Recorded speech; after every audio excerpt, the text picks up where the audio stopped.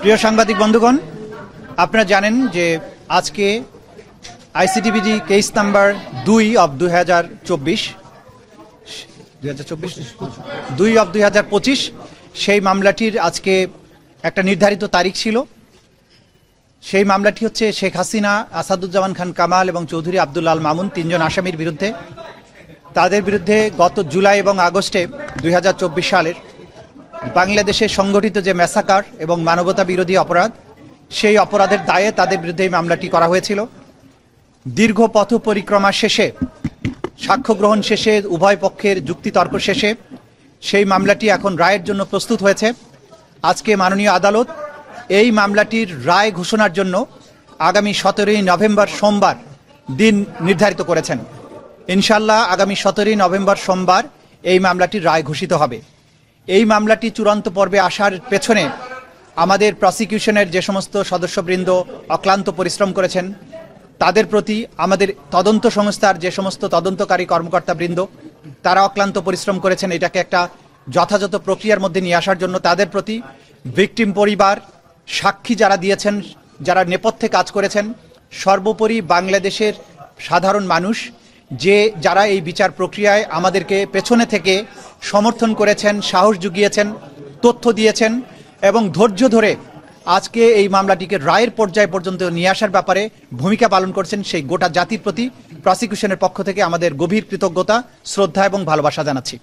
আমরা অঙ্গীকার করেছিলাম যে যারাই বাংলাদেশে যত শক্তিশালী হোক না কেন, যদি কেউ অপরাধ করে, মানবতা বিরোধী অপরাধ করে, তাদেরকে সঠিক পন্থায় বিচারের মুখোমুখি করা হবে এবং তাদের আইন অনুযায়ী যে প্রাপ্য সেটা তাদেরকে বুঝিয়ে দেওয়া হবে।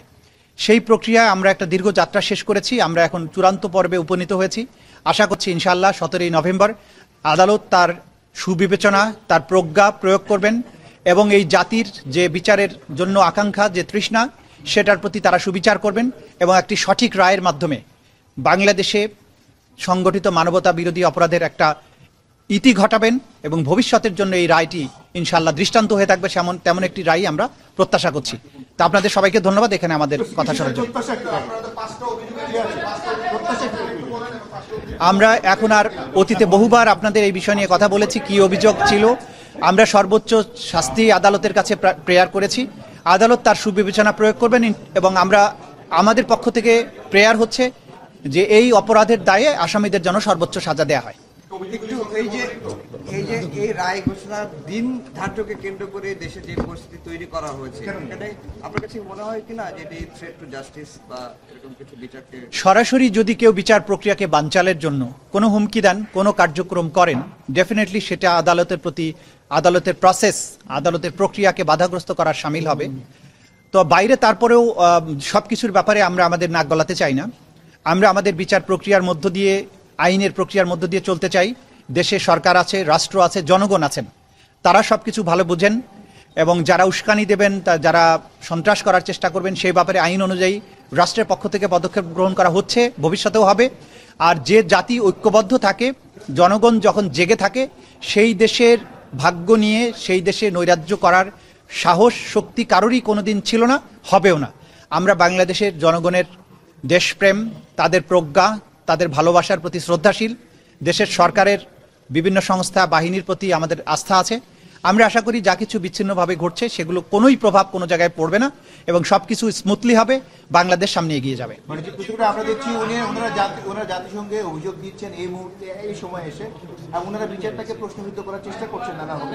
যারা যা খুশি প্রশ্নবিদ্ধ করার চেষ্টা করতে পারেন। এই বিচার আমরা যে প্রক্রিয়ার মধ্য দিয়ে এসেছি সেটা ট্রান্সপারেন্ট ছিল। আপনারা সবাই তার প্রত্যক্ষ সাক্ষী। এখানে অকাট্য প্রমাণ, শক্তিশালী সাক্ষ্য প্রমাণ সবকিছু তুলে ধরা হয়েছে।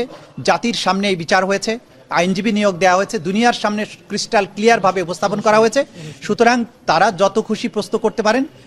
আইন তার নিজস্ব গতিতে চলবে, ন্যায় বিচার তার নিজস্ব গতিতেই চলবে। Thank you.